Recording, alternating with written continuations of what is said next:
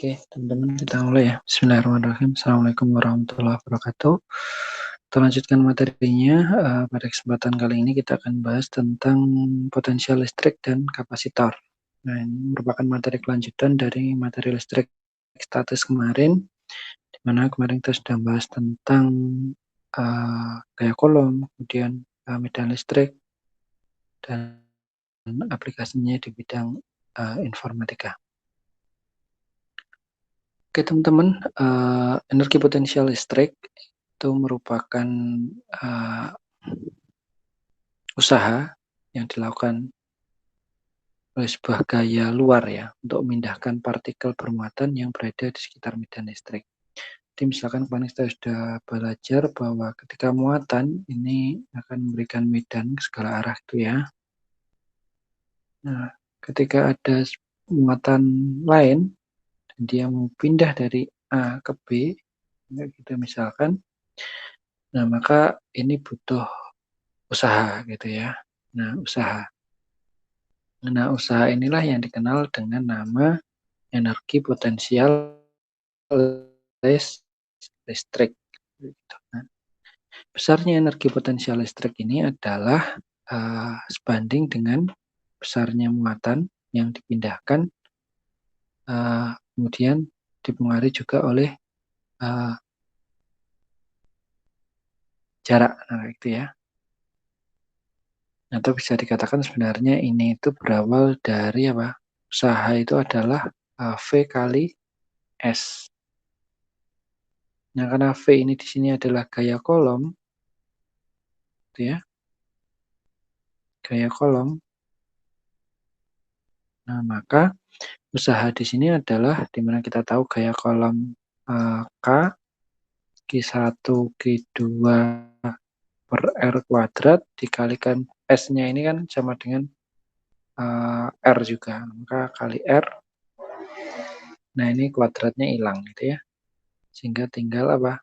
Energi potensial elektrostatis atau bisa dikatakan usaha tadi adalah K, Q1, Q2 per R saja, nggak pakai kuadrat ya. Nah, itu dimulai dari pengertian usaha tadi.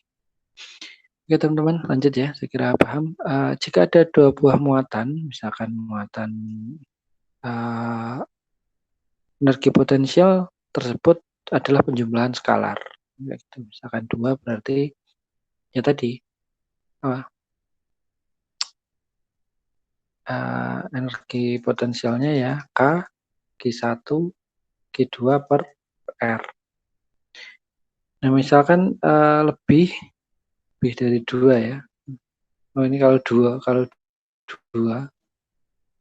lebih dari 2 maka katakanlah ini segitiga lah gitu bentuknya, berarti ya muatan ini dan ini, kemudian ini dan ini dan ini dan ini. Nah itu berarti berurutan, nah gitu ya. Nah maka besarnya energi potensial ini K, Q1, Q2 per R, 1, 2 dan seterusnya. Plus Q1, Q3 misalkan ini Q1 ya. Ini Q1, sebelah sini ini Q2, ini Q3. Nah, maka ini dengan ini dulu, kemudian ini Q2, Q3 dengan Q1 kayak gitu. Nah, berurutan termasuk dengan jaraknya. Gitu ya teman-teman ya. Saya kira jelas. Oke, kemudian kita ke potensial listrik. Beda potensial antara titik A dan B tadi, atau bisa dikatakan VAB, bisa didefinisikan sebagai perubahan energi potensial sebuah muatan atau dalam hal ini adalah Q yang bergerak dari titik A ke B. Berarti bisa dikatakan apa? Potensial tadi adalah atau selisih perbedaan potensial tadi nih kursornya bisa adalah jumlah dari apa? P energi tadi. Energi potensial listrik per muatan. Nah, kayak gitu. Sehingga tadi kan kita dapat apa? EP-nya ini adalah K Q1 Q2 per R. Sehingga ini per Q lagi, hingga Q-nya hilang. Ya, ini kan sama dengan per 1. Nah, ini kayak gini. Atau ini ke sini kan. Sehingga menjadi tinggal QR saja. Nah, kayak gitu. Maka besarnya energi potensial listrik ini adalah skalar. Nah, biasanya kita kenal beda potensial ya, atau beda tegangan, voltage. Dalam satuan SI, 1 volt itu adalah 1 joule per coulomb. Nah, besarnya energi potensial listrik adalah V, K, Q per R. Nah, gitu. Cara formula bisa didapatkan dari energi potensial listrik yang tadi per muatan. Nah, gitu ya teman-teman ya. Jika terdapat lebih dari satu muatan titik, maka energi potensial nanti memiliki prinsip superposisi atau saling menjumlahkan.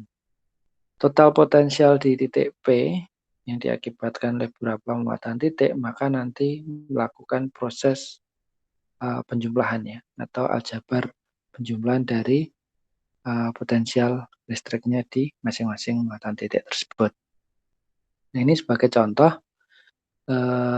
gambar ini, misalkan muatan Q1 2 mikrocoulomb, kemudian Q2 min 6 ya, sorry. Min 6 mikrocoulomb terletak di 0,3. Berarti ini adalah XY-nya ya, ini X ini Y, ini X ini Y. Kemudian ditanya yang di titik P ini berapa. Nah, maka dengan formula tadi kita juga bisa menggunakan bahwa apa? V sama dengan K Q per R. Nah, kayak gitu. Karena Q-nya 2, ya ini dengan ini dulu. Nah, kayak gitu. Dan ini dengan ini. Nah, maka karena ini dengan ini itu nggak diketahui ya, maka kita cari Pythagoras itu. X kuadrat plus Y kuadrat sama dengan R kuadrat. Nah, kayak gitu. Maka ini 34, sini dapatkan 5. Maka sini ada K, Q, 1 ya, katakanlah. Per R ditambah Q 2 per R2. Nah, itu. Nah, silakan nanti ini dimasukkan sini. Berarti ini dimasukkan sini. 5-nya nanti dimasukkan sini. Q-nya ini dari sini. Nah, itu dari Q2. Nanti silakan dimasukkan, tentunya akan didapatkan. K-nya berapa? K-nya ya 9 kali 10 pangkat 9. Atau mungkin bisa menggunakan 8,8. 8,99 kali 10 pangkat 9. Itu ya teman-teman ya. Saya kira nanti teman-teman bisa menghitung kelanjutannya. Nah, kemudian kita lanjut di kapasitor. Dalam menyimpan muatan, kapasitor ini dapat menyimpan muatan ya. Fungsinya adalah menyimpan muatan dari dua buah konduktor yang dipisahkan oleh isolator atau dielektrik yang dikatakan. Jadi ini dielektrik. Besarnya adalah Q muatan. Q itu muatan. Formulanya ya, C ini kapasitas.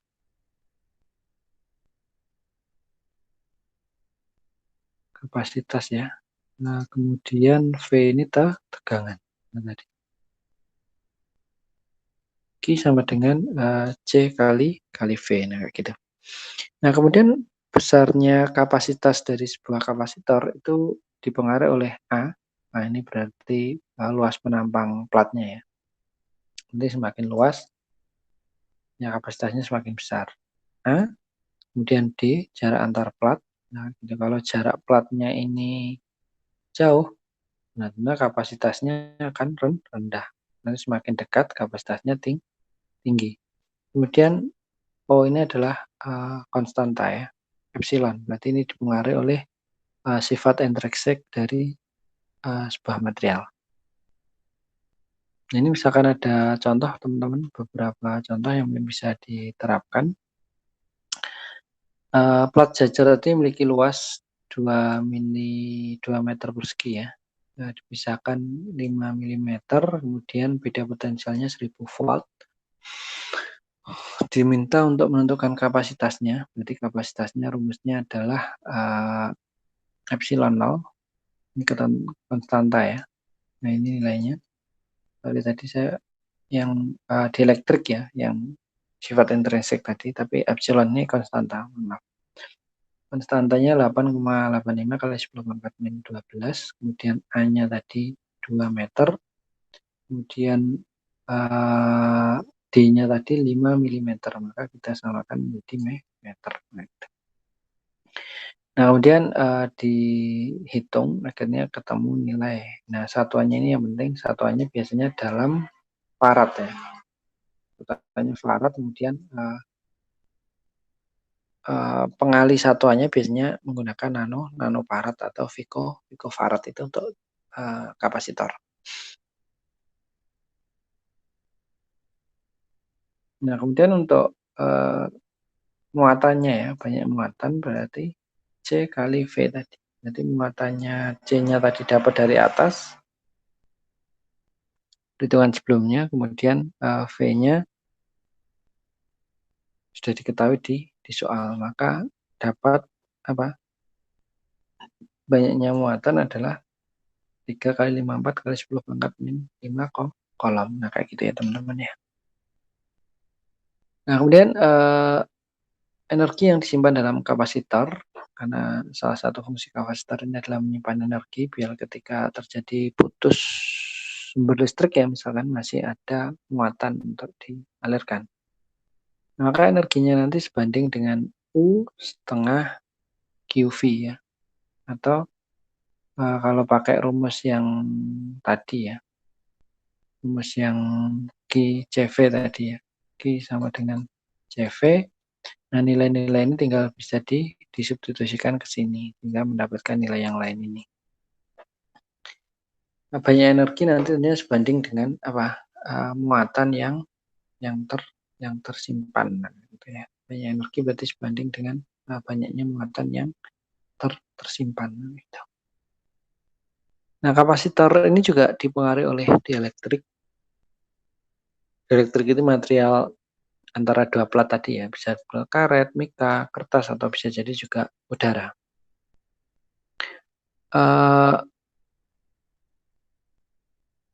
Dengan adanya dielektrik, maka konstanta dielektrik itu dirumuskan menjadi C K epsilon 0 AD. Nah, dengan adanya penambahan elektrik dengan K ini, konstanta dielektrik ini juga sangat berpengaruh, berarti ya dia bisa menaikkan kapasitas dari sebuah kapasitor. Nah, banyak penelitian yang terkait material dielektrik ya, gitu, untuk meningkatkan kapasitas dari sebuah material. Nah, kemudian kapasitor sendiri bisa bisa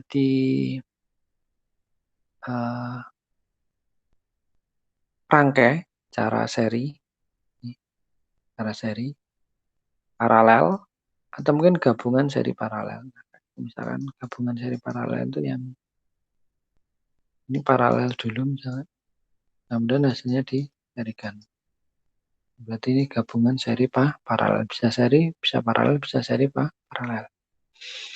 Nah, ketika digabung secara paralel, maka ini kita tahu ya, kalau rangkaian ion paralel itu maka V-nya sama.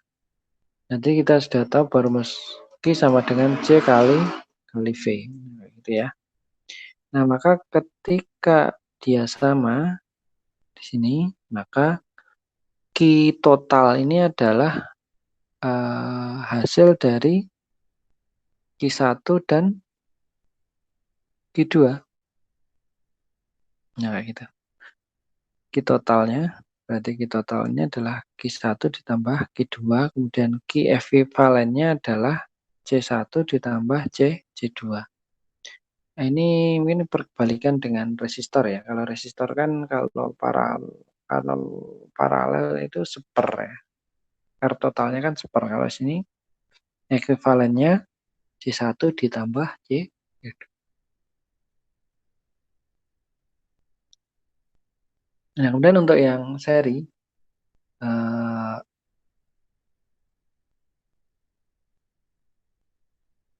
kalau seri berarti muatannya yang sama, begitu. Kalau dalam rangkaian biasanya arusnya yang sama gitu ya.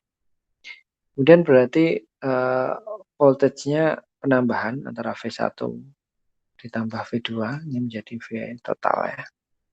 Sehingga C ekuivalennya nanti adalah seper C ekuivalen plus seper C1 plus seper C2. Nah, kayak gitu. Nah, ini penjabarannya teman-teman. Ketika dirangkai secara seri, maka Q-nya ini adalah sama dari sebuah muatan. Dan tegangannya nanti, ini rangkaian seri itu membagi tegangan, maka V total itu adalah penjumlahan dari V1, V2. Kita tahu bahwa C gabungan ini adalah Q per V, kayak tadi ya, atau bisa dikatakan Q sama dengan C kali V. Sehingga Q1 itu adalah C1 kali V1, Q2 itu C2 kali V2, dengan V yang sama, maka kita bisa mengatakan bahwa V ini ya, nah ini, V ini bisa ditulis juga menjadi bentuk ini. Nah, karena Q-nya sama, gitu ya, karena Q-nya sama, nah maka apa? Q-nya bisa dikeluarkan ini. Nah, kalau Q-nya dikeluarkan, kita bisa tahu bahwa pindah ruas ya, ini ke sini, pindah ruas ke sini. Ya, kita tahu bahwa V per Q itu adalah C, begitu ini. Sehingga dari situ kita dapatkan bahwa C gabungan untuk seri itu adalah seper C gabungan adalah seper C1 plus seper C2. Nah, begitu. Jelas ya teman-teman ya. Nah, demikian juga untuk yang paralel. Kalau paralel V-nya sama, yang nggak sama itu adalah Q-nya. Sehingga Q di sini adalah bisa ditulis menjadi C1, C kali V, kemudian C1, C2 kali V2 untuk Q2. Sehingga bisa ditulis juga persamaan yang atas ini menjadi ini. Yang atas ini menjadi ini. Nah, karena V-nya sama, ini ya, V-nya sama, maka V-nya ini V-nya sama, dikeluarkan. Nah, gitu. Maka dikeluarkan menjadi tadi, Q per C tadi.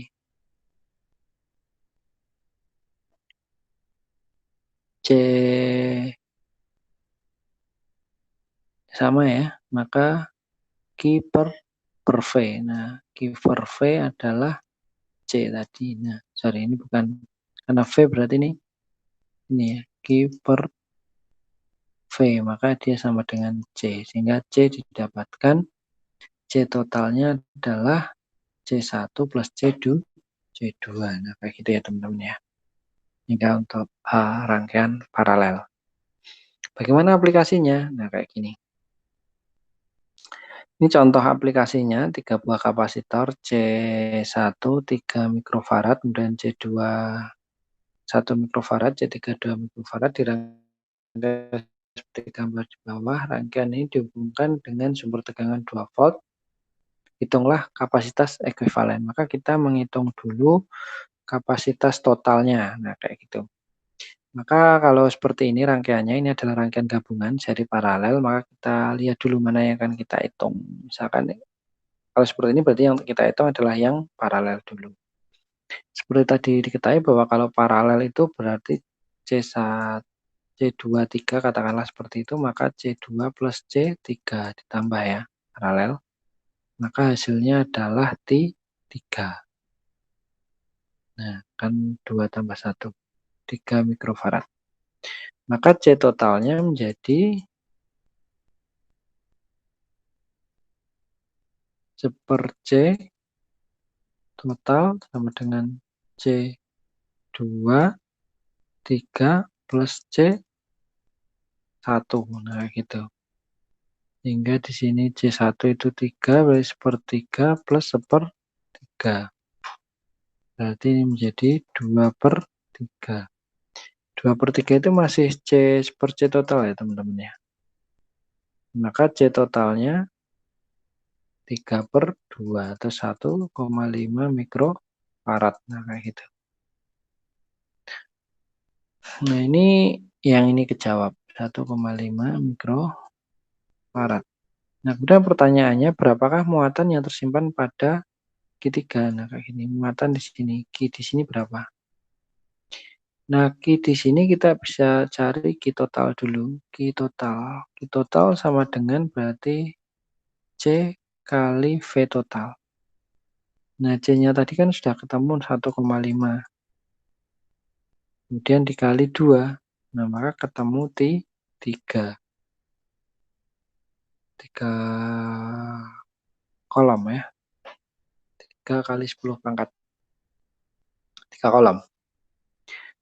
Oke, kemudian dari situ karena ini apa? Seri, maka Q1 itu sama dengan Q2 sama dengan Q3. Katakanlah ini serinya dulu yang kita hitung. Berarti sama dengan Q23 lah kayak gitu.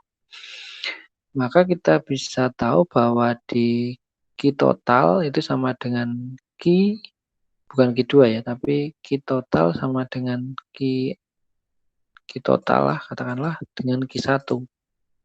Nah, Q total tadi kan 3, berarti Q1 juga sama dengan 3. Q1 sama dengan 3 ya. Nah, ketika Q1 sama dengan 3, maka kita bisa ngitung tegangan di Q1. V1 maka apa? Q1 per C1. Nah, maka padahal Q1 tadi adalah 3. Q1 tadi adalah 3. C1-nya adalah 3. Kayak gitu. Maka tegangan di sini adalah 1 volt. Kalau di sini 1 volt, padahal totalnya 2 volt, maka di sini juga 1 volt. Gitu ya. Nah, karena 1 volt ini paralel, maka Q V2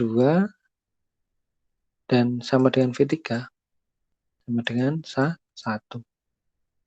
Nah, kalau ini sudah ketemu 1, berarti nyari Q-nya ya tinggal C kali V, di mana C-nya ini adalah Q3 ya. 2 kali 1. Maka menjadi 2. Nah, maka muatan di Q3 ini adalah 2 kolom. Gitu ya teman-teman ya. Jelas ya saya kira ya.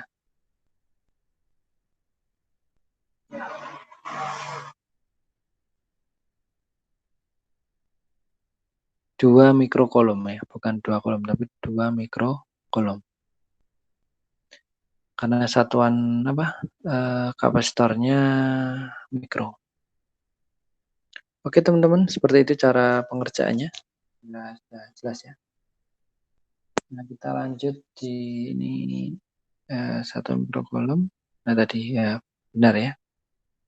Jawabannya adalah mikrokolom. Oke, nah kemudian ini contoh soal, tentukan muatan pada masing-masing kapasitor pada saat saklar S1 ditutup dan S2 dibuka. Kemudian saat S1 dan S2 dibuka. Berarti pertanyaan A itu ininya ditutup. Kalau ditutup berarti ngalir ya. Dan ininya dibuka.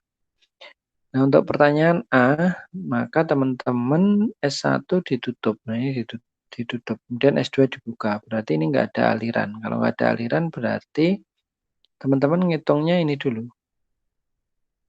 Nah, ini dulu.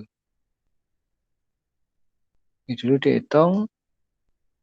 Berarti dengan seri. Bawahnya juga dengan seri. Kemudian apa? Setelah itu di paralel ya. Hasilnya ini di paralel. Nah, dengan cara yang sama dengan tadi kemudian ya. Mencarinya ya. Mana yang tegangannya sama atau tegangannya nggak sama, nah kayak gitu. Atau muatannya yang sama, maka perlu ditahu karakteristiknya tadi. Kalau paralel berarti V-nya yang sama. Kalau seri, Q-nya yang sama. Gitu ya teman-teman ya. Itu untuk soal nomor 1, kemudian dilanjutkan. Ini baru nyari dapat C-nya saja. Padahal yang ditanya adalah muatan. Ada masing-masing kapasitor, itu muatan di sini. Nah, termasuk ini V-nya. Bahwa di sini ketika ini paralel, ini atas dan bawah ini kan paralel, maka V di sini ya sama, ini 12 volt. V di C2, C4 ya. Termasuk C1, C4 juga 12 volt. Nah, dari situ teman-teman nanti akan bisa menghitung ya, menghitung lebih lanjut.